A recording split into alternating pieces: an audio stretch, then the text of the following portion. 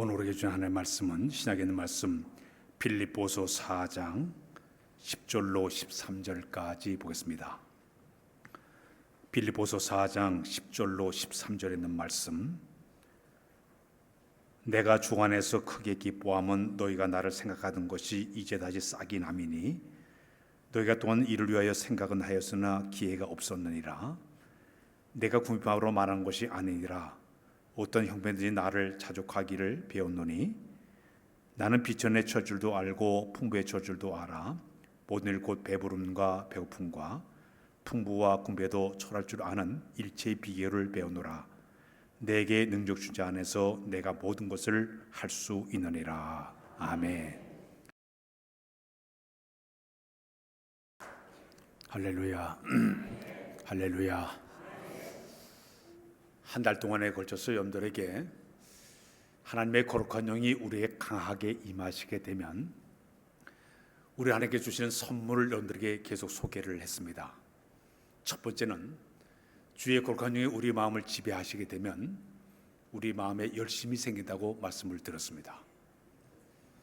두 번째는 우리 마음에 세상이 알 수 없는 참된 평안이 우리에게 온다고 말씀을 다 드렸습니다. 지난 주일날은 우리 마음속에 성령이 강하게 역사하게 되면 자기를 통제하는 절제력이 생긴다고 여러분들의 말씀을 다 드렸습니다. 오늘은 이제 우리가 성령 충만할 때 하나님 주신 네 번째 선물이 있습니다. 그 선물은 믿음이에요. 따져 믿음을 우리에게 선물로 주십니다. 기왕 이 믿음은 살아있는 믿음이 되어야 될 줄로 믿습니다. 죽은 믿음이 아니라 살아있는 믿음을 우리가 소유를 해야 됩니다. 전에 제가 청주에서 목회를 할 때 여기 가까운 금강 휴게소에 들린 적이 있었습니다. 근데 금강 그 휴게소에 보니까 거기 이렇게 볼을 막아놨는데 사람들이 거기서 고기를 잡고 있었어요. 고기 잡는 장면을 이렇게 보니까 그 고기들이 그 수문을 향해 가지고 팍팍팍 막 뛰는 거예요. 그러니까 사람이 우산을 이렇게 펴가지고 튀는 고기를 이렇게 잡아가지고 우산으로 고기를 잡고 있었어요. 살아있는 고기는 아무리 거센 물결이 다가와도 튀어올라요. 올라가려고 계속 튀어오릅니다. 그러나 죽은 고기는 둥둥둥둥 떠내려갑니다. 신앙의 삶 가운데도 이런 모습들이 있습니다. 죽은 믿음을 가진 사람들은 이 세상의 모든 환경 속에서 계속적으로 흘러 넘어가는 거예요. 넘어지고 자빠지고 쓰러지고 헤매는 것이 바로 죽은 믿음 가진 사람들의 모습입니다. 그러나 반대로 살아있는 믿음을 가진 사람은 그럼에도 불구하고 어떤 시련과 역경과 고난과 아픔이 다가와도 흔들림이 없어요. 끊임없이 올라가는 것이 산믿음을 가진 사람의 모습이 될 줄로 믿습니다. 토마스 칼라린 분이 그런 얘기를 했습니다. 고난과 실패가 믿음이 약한 사람들에게는 장애물이 될 수 있지만은 그러나 믿음이 강한 사람들은 디딤돌이 될 수 있다 얘기했습니다. 걸림돌이 아니라 디딤돌이에요.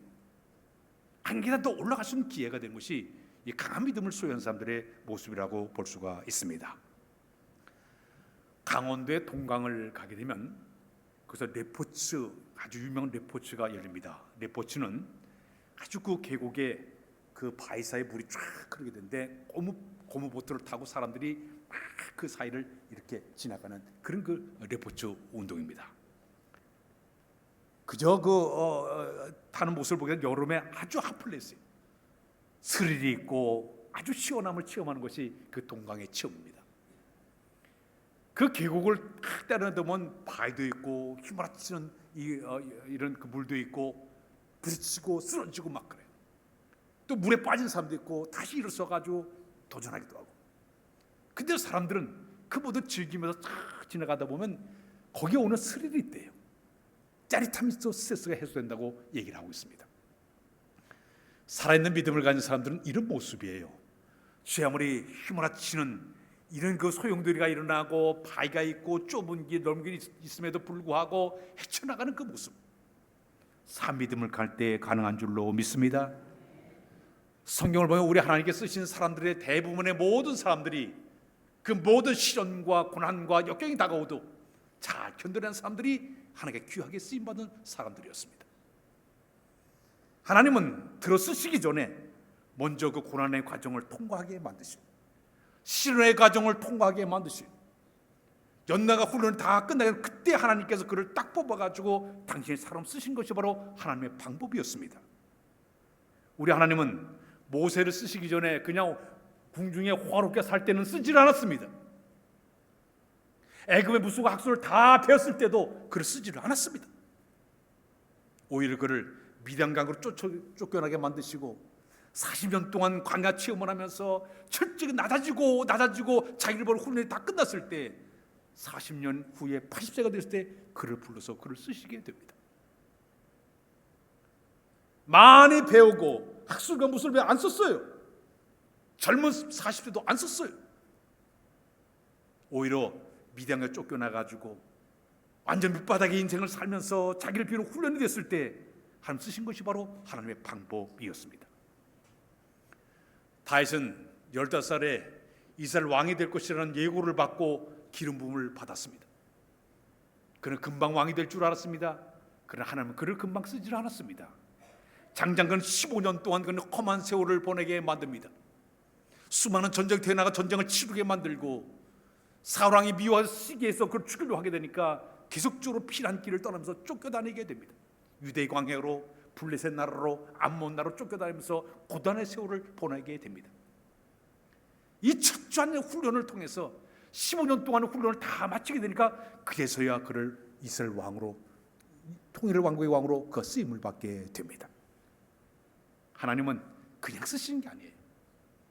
이 훈련의 과정, 고난과 시련과 역경의 과정을 통해서 그의 믿음이 어떠한 믿음을 가지고 있는 이것을 테스트한 다음에 그럼에도 불구하고 하나님 의지하는 그 믿음을 귀하게 보시고 쓰신 것이 바로 하나님의 방법인 줄로 믿습니다. 이스라엘 백성들이 애굽을 탈출해서 저 가나안 땅까지 거리는 일주일만 가면 들어갈 수 있는 거리입니다. 그러나 하나님은 그 땅을 쉽게 주지 않았습니다. 오히려 그들을 광야로 내몰아쳐서 수루 광야, 시내 광야를 쭉 신광에 걸치면서 40년 동안 그것을 헤매게 만들어요. 철저하게 순종 훈련을 시킵니다. 하나님만 의지하는 훈련을 시킵니다. 40년 훈련이 다 끝나게 된 그제서야 하나님께서 가나안 땅을 그들에게 선물로 주지 않습니까? 이제 하나님께서 사람을 쓰실 때 그냥 대충 아무나 사람 쓰는 것이 아니라 이런 훈련의 과정을 통해 가지고 철저히 하나님을 의지하는 믿음의 훈련을 한 다음에 그 다음에 쓰신 것이 바로 하나님의 방법입니다. 오늘 빌립보서에 쓴 사람이 사도 바울입니다. 사도 바울처럼 이렇게 험한 세월을 산 사람이 없습니다. 그는 복음을 위해서 1차, 2차, 3차 전도행으로 마지막 4차 로마까지가 순교당하기까지의 숱한 어려움과 고난의 과정을 걸치게 됩니다. 감옥에 갇히기도 하고 매질을 당해서 매를 맞기도 하고 태창에 맞아가지고 이제 그 당시에 유대인의 40대를 때리게 되면 사람이 죽었습니다. 40대를 때리지 않고 39대를 때리니까 하나를 빼가지고 39대를 맞았어요. 태창에 맞았습니다. 복음 전하다가 돌에 맞아 죽기도 했습니다. 다시 하나님으로 살려나가지고 복음을 전하기도 했습니다. 이런 수많은 어떤 때는 배를 타고다 파성난 배에 빠져가지고 죽을 상황도 거치면서 고난의 과정을 거치게 됩니다. 자, 그런데 신약성의 27권 가운데 13권의 책을 사도 바울이 썼는데 그 모든 서신서를 보게 되면 그런 절망의 그림자가 하나도 없어요. 오히려 그 모든 어려움을 당당하게 맞서 싸우는 사람으로 나온 것이 바로 사도 바울의 모습이었습니다. 그는 비천에 처할 줄 알고 풍기에 처함에도 그럼에도 불구하고 자족하는 마음을 가지고 어려움을 극복한 사람이 바로 사도 바울이었습니다. 오늘 본문에 빌립보 4장 12절 한번 읽고 넘어가겠습니다. 시작. 나는 비천에 처할 줄도 알고 풍부에 처할 줄도 알아. 오늘 곧 배부름과 배고픔과 풍부와 구매도 처할 줄 아는 일체의 배교를 배웠노라. 그는 절대 하나님 앞에 절망의 그림자도 없어요. 오히려 당당하게 그 모든 어려움을 극복해낸 사람으로 사도 바울의 모습이었습니다. 그는 어떤 환경에 따라 가지고 그의 감정이 좌우되는 사람이 아니었습니다. 그는 풍요했을 때도 전혀 교만하지 않았습니다. 비천에 처도 절대 절망하지 않았습니다. 자족하는 마음을 가지고 어려움을 이겼는데 그 비밀이 뭐 있는가 봤더니 바로 오늘 본문의 4장 12절이 그 본문을 얘기해 주고 있어요. 우리 4장 13절을 한번 읽고 넘어 시작. 내게 능력 안에서 내가 모든 것을 할 수 있느니라. 바울이 모든 환경을 이기는 힘은 신체적인 힘이 아니라 하나님께 준 영적인 에너지가 그 안에 있었기 때문에 하나님 고귀한 믿음을 선물해 준 그 믿음을 가지고 그 어려움을 이겨나갔던 것이, 제 아무리 환경이 변할지라도 변하지 않는 것은 확고한 굳건한 믿음이 그에게 있었기 때문에 그 어려움을 잘 이겨낸 사람이 바로 사도 바울의 모습이었습니다. 지금 우리가 살아가는 이 삶 속에 여러 가지 환경들을 우리 힘들게 할 때가 상당히 많이 있지 않습니까?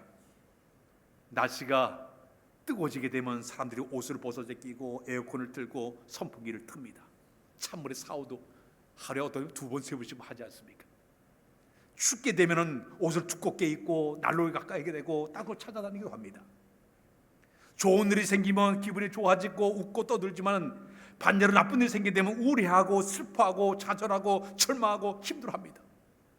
많은 사람들이 환경에 의해 가지고 이렇게 사람들의 생각들이, 감정들이 변화가 됩니다.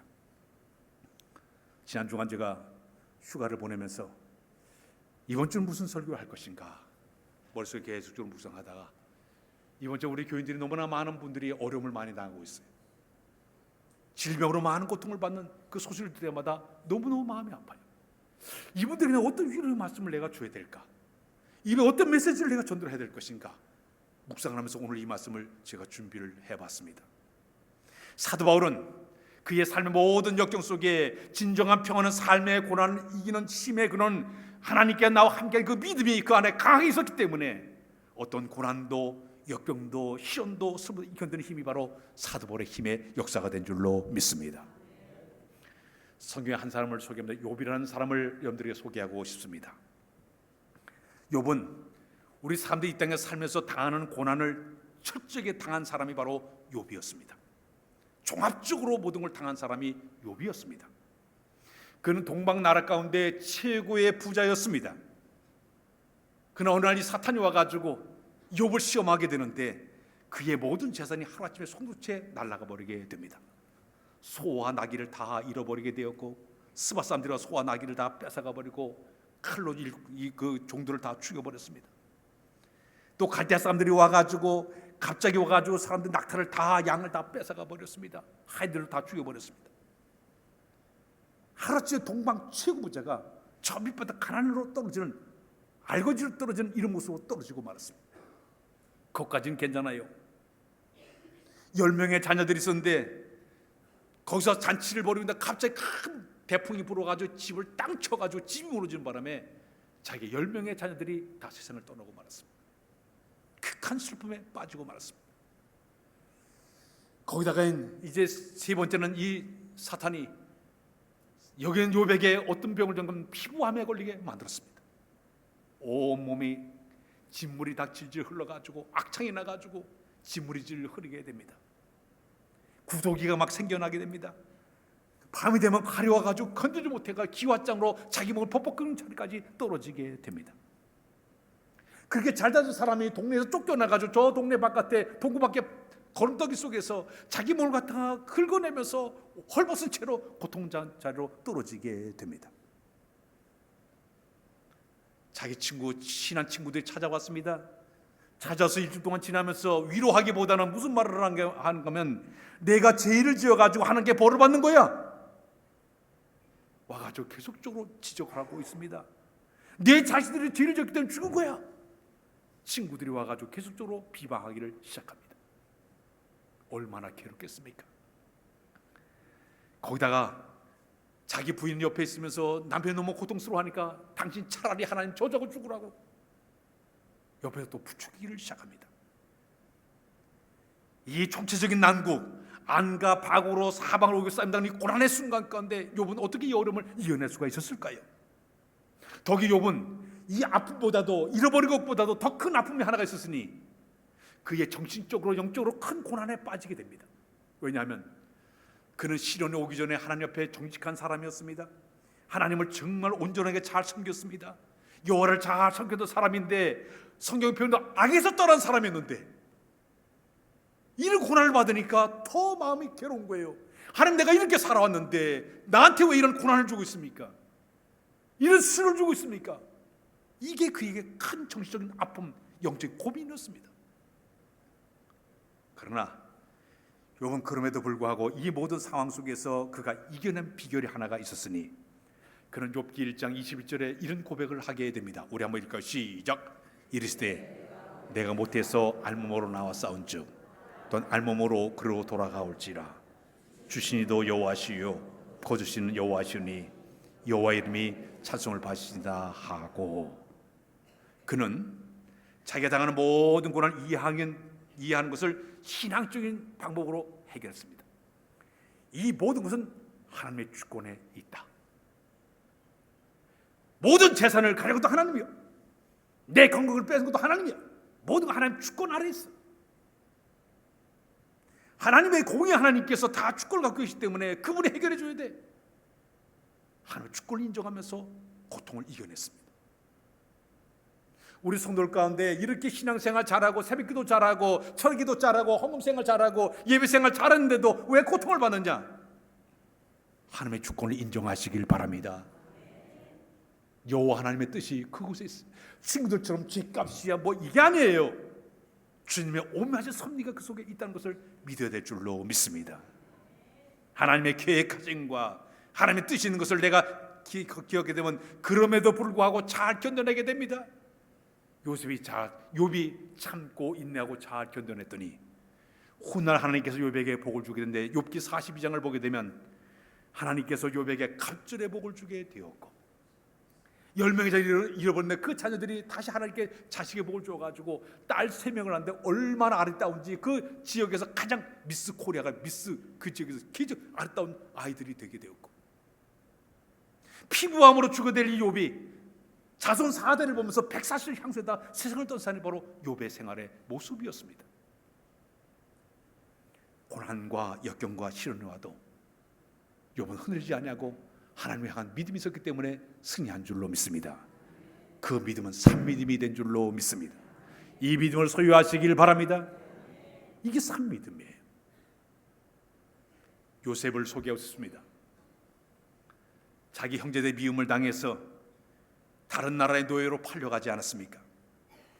그런 노예 생활을 하면서 억울한 누명을 뒤집어 쓰고 감옥에 들어간 일까지 벌어지고 말았습니다. 요셉의 고난의 특징은 반복적으로 시련의 파도가 계속적으로 그에게 다가오고 있습니다. 그래서 욥은 노예로 팔려가면서도 억울한 누명을 띠고 감옥에 들어가면서도 그래도 불구하고 그 상황 속에서 그는 흔들리지 않는 믿음이 하나 있었으니 하나님이 나와 함께 하신다. 그 믿음이 그에게 있었습니다. 성경 하나 읽을까요? 창세기 39장 2절에 보게 되면 시작. 여호와께서 요셉과 함께 하심으로 그가 형통한 자가 되어 그의 주인 애굽의 사람에 있으니, 여호와 하나님 나와 함께 그 믿음이 강하게 있다 보니까 노예로 팔려가도 감옥에 끌려 들어가도 흔들림이 없었어요. 하나님의 한 믿음이 있었기 때문에 흔들림이 없었어요. 결국 어떻게 되는지 아십니까? 결국 하나님께서 그 믿음을 다 테스트한 다음 때가 되자 감옥 깊숙한 데 있는 요셉을 끌어내서 당시 최대 강대국 애굽 나라의 총리로 그를 올리게 되었고, 총리가 된 다음에 저 가나안 땅에 사는 자기 가족들, 자기 미워했던 형제들과 아버지 다 데리고 와서 애굽 땅에서 편하게 산 사람이 바로 요셉의 모습이었습니다. 요셉의 믿음을 소유하시기를 바랍니다. 우리의 삶에 크고 작은 일이 많이 있고 억울한 일이 있다 하더라도 힘성이 있다 하더라도 그럼에도 불구하고 좌절하지 아니하고 내가 성실한 믿음을 가지고 하나님 때를 언젠가 높이실 거야, 하나님 때가 있을 거야, 이 믿음을 가지고 나갈 때 바지 하나님이 이런 은혜를 우리에게 허락해 줄 줄로 믿습니다. 한 사람 또 더 소개하고 싶습니다. 구약 성경에 다니엘이라는 사람이에요. 남쪽 유다가 패하게 되었어. 끝내 그 나라의 유명한 사람들 전부 이제 포로로 끌려가지고 저 바벨론 나라로 그 포로로 끌려가게 됩니다. 그때 이 다니엘이 거기에 그 나라의 포로로 끌려가게 되었습니다. 그러나 그는 어릴 때부터 신앙을 가지고 확고한 하나님께 대한 신앙을 가지고 그가 생활했죠. 그 바벨론 나라에서 유명한 사람들을 뽑아가지고 왕궁에서 일할 수 있는 이런 사람을 딱 뽑혀야 되는데 거기에 다니엘이 뽑히게 됩니다. 그러나 그는 어릴 때부터 지켜온 신앙, 하루에 3번씩 기도하는 것을 잊지를 않았어요. 오전 9시에 12시에 3시에 기도하는 것을 계속적으로 기도하게 됩니다. 자, 예루살렘의 창문을 열어놓고 아침마다 하나님께 기도하면서 감사하면서 기도하면서 하나님 언젠가는 하나님께 우리를 갖다가 저 나라 돌아보는 걸 기대하는 마음을 가지고 믿음을 가지고 기도하게 됩니다. 다니엘 시기했던 사람들이 사자굴에 들어가게 만든 끔찍한 일이 벌어지게 됩니다. 그럼에도 불구하고 여기는 그 다니엘은 흔들림이 없었어요. 끝까지 믿음으로 기도하게 되죠. 결국 그는 사자굴에 들어갔습니다. 그러나 사자굴에 들어가자마자 사자의 입을 꽉 막아가지고 하나님께 그를 구출해 준 줄로 믿습니다. 이렇게 살아있는 믿음을 가진 사람은요, 어떤 사람 탈피하지 않습니다. 오직 하나님께 순수한 믿음이 있기 때문에 흔들림이 없어요. 이리 쏠리고 저리 쏠리지 않아요. 주님을 향한 뜨거운 믿음이 있기 때문에 좌로로 치지 아니하고 주님을 향한 믿음이 있기 때문에 흔들림이 없습니다. 간에부터 쓸것도 아니에요. 주를 향한 믿음의 사람들은 확고한 믿음에 섰기 때문에 흔들림이 없게 될 줄로 믿습니다. 이 믿음이 있어야만이 반드시 승리하게 될 줄로 믿습니다. 그럼 우리 삶 믿음을 어떻게 해야만이 우리가 소유할 수가 있을까요? 오늘 아침에 3가지를 여러분들에게 소개하고 있습니다. 첫 번째는 뭐냐면 우리의 시선을 바꿔야 된다. 시선을 바꾸자. 다시 시선을 바꾸자. 대부분의 많은 사람들은 고난과 시련과 아픔과 여러 가지 괴로움이 닥쳐오게 되면 자꾸 문제만 바라봐요. 문제만 바라보고서 실망하고 좌절하고 포기하고 낙심하는 것이 대부분 사람들의 모습. 저도 마찬가지일 거예요. 문제만 바라봐요. 하나님은 바라보고 이 문제만 바라보고 나는 이거 아파, 나는 괴로워, 나는 힘들어. 자꾸 이 문제만 바라보고 사람들이 살아가고 있습니다. 그러나 산 믿음을 가진 사람들은 그렇지 않습니다. 고난의 상황 속에서도 그럼에도 불구하고 고난 너머에서 역사하신 그 하나님을 바라보는 것이 바로 믿음의 사람들의 모습이 되는 줄로 믿습니다. 오늘 이 빌립보서 쓴 사도 바울이 사도행 16장에 보게 되면 그 빌립보 감옥에 갇힌 적이 있었습니다. 바울과 실라가 감옥에 갇히게 되었는데 감옥에 들어가서 보니까 막 그 안에 고문의 흔적이 있고 그냥 막 사람들 두고 패가지고 거기 어디 컴컴한 방에 냄새가 칙칙해. 로마에 가서 그 사도 바울이 갇혔던 그 감옥에 제가 간 적이 있습니다. 위에 조그마한 방만 집어넣고 구두방에 뚫어놓고 그 속에 아주 그 칙칙한 그런 방 안에 차디찬 방 안에 갇혔습니다. 답답한 철정에 갇힌 상태로 발에는 착고가 채워져 있고 온몸 묶인 채로 거기서 그날 밤을 지나게 됩니다. 자, 그러나 이 바울과 바나바는 그럼에도 불구하고 전혀 흔들림이 없어요. 오히려 하나님을 향해서 찬송을 부르기를 시작합니다. 그 감옥에 있는 모든 사람이 다 들을 정도로 찬송을 힘차게 불렀습니다. 기도하기를 시작했습니다. 하나님이여, 내가 이런 고통을 당하고 있으니 이 고통을 이길 수 만한 힘을 허락하여 주옵소서. 기도하기를 시작합니다. 그러자 갑자기 옥토가 흔들리기 시작합니다. 그들이 그를 묶었던 착고들이 탁탁 풀어지기 시작했습니다. 옥문이 활짝 열렸습니다.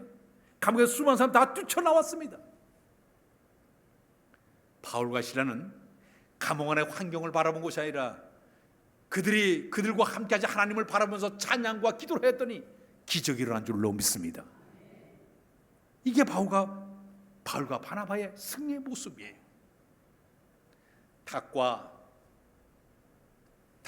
이 독수리를 보게 되면 어떤 위기 상황이 벌어지면 본능적인 행동이 이렇게 나타난다고 합니다. 금방 폭풍과 막 몰아져 번개 번쩍번쩍 하게 되면 이 닭은 그 고개를 갖다 푹 쳐박고 지들 속에 자기들끼리는 뭉치는 것이 닭의 모습이라고 그래요. 그러나 이 독수리는 막 풍랑이 일어나고 막 공분에 따오게 되면 눈을 딱 뜨고 바라본다고 합니다. 그 다음에 날개를 쭉 편다 그래요. 그리고 싹 올라가서 그 바람을 기를 이용해가지고 더 높이 올라간대요. 올라가서 이런 내려보면 저 밑에 먹구름 있는 곳 싹 올라가가지고 그 밑에 모든 상황이 아무것도 아닌 것처럼 싹 유영하는 것이 독수리의 모습이라고 그래요.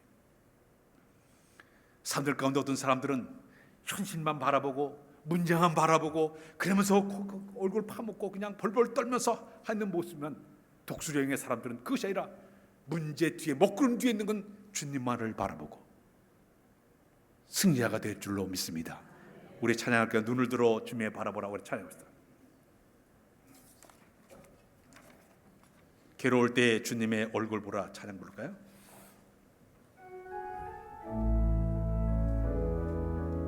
괴로울 때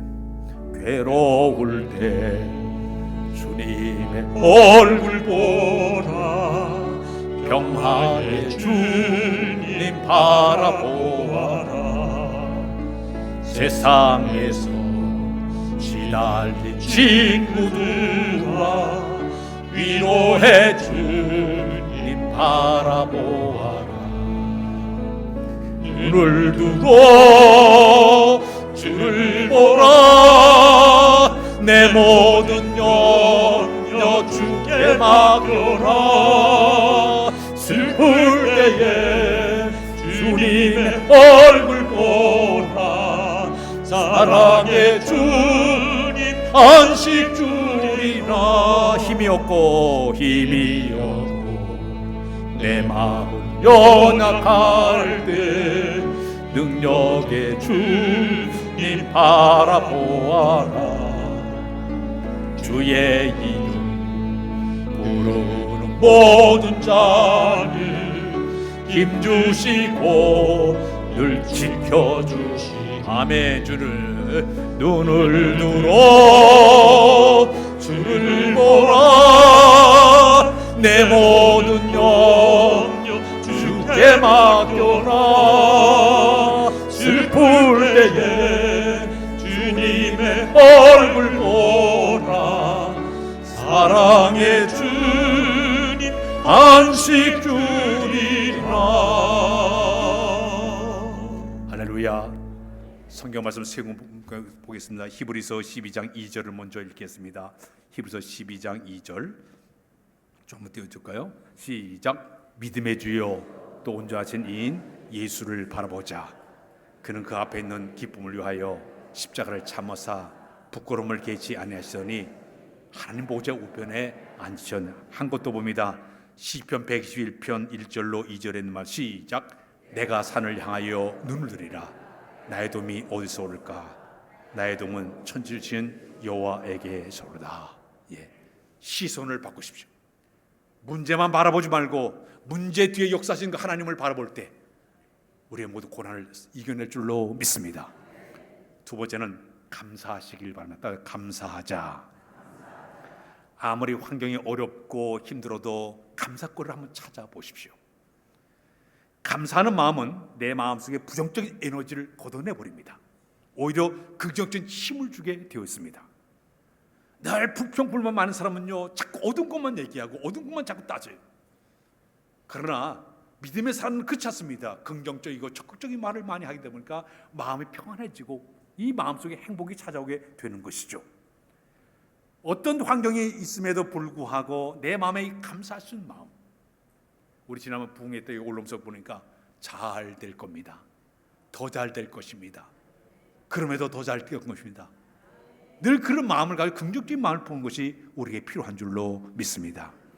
감사는 깜깜한 어두운 밤에 한 줄기의 빛이 들어오면 어둠에 싹 물러가는 것처럼 내 마음의 두려움과 염려와 고난의 이 마음속에, 감사하는 마음속에 빛이 들어오면서부터 내 마음에 참된 평안이 찾아오게 될 줄로 믿습니다.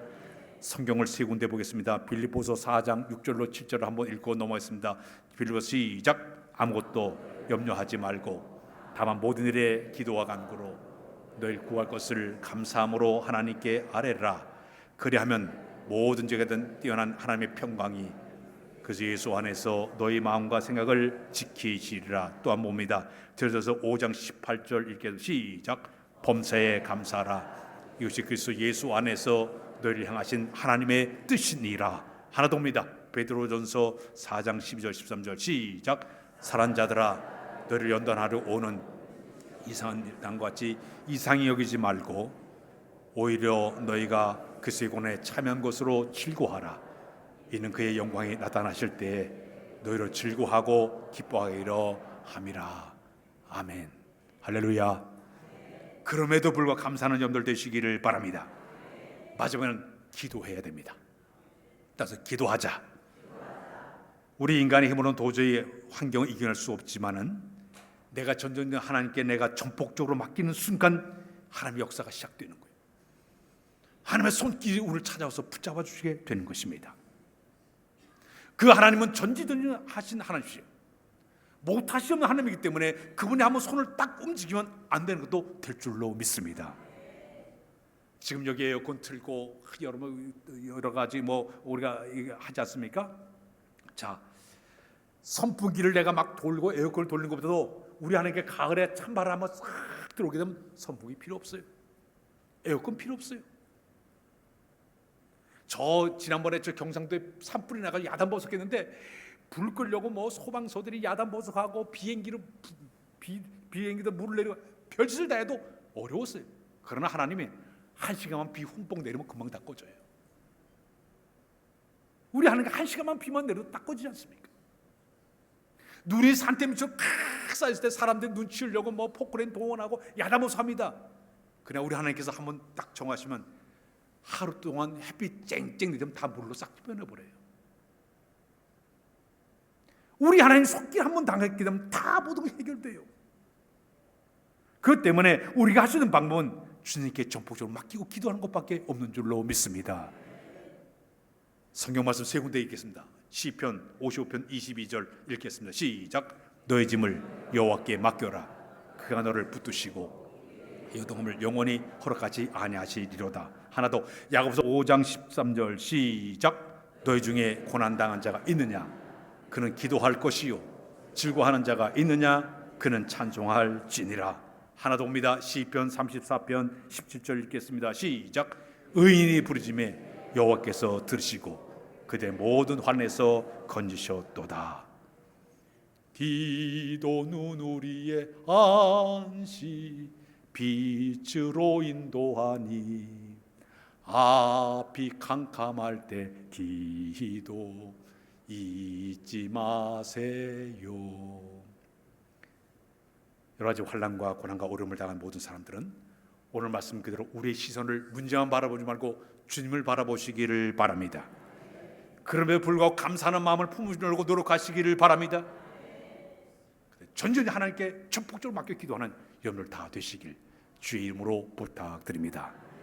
기도합니다. 하나님, 여러 고난과 역경과 시련 속에서 아파하는 성도들 많이 싸우니 그들 사랑하사 축복하사 이 귀한 말씀을 잘 묵상하도록 인도하여 주시고 눈을 들어 주님을 바라보도록 인도하여 주시고 그럼에도 불구하고 감사하는 마음을 품도록 인도하여 주시며 기도로 승리하도록 붙잡아 주시기만을 원하고도 바랍니다. 7번 넘어져도 8번째 일어서도록 인도하여 주옵소서. 승리의 개선거를 부르도록 은혜 베풀어 주옵소서. 예수 그리스도의 이름으로 기도하옵나이다. 아멘.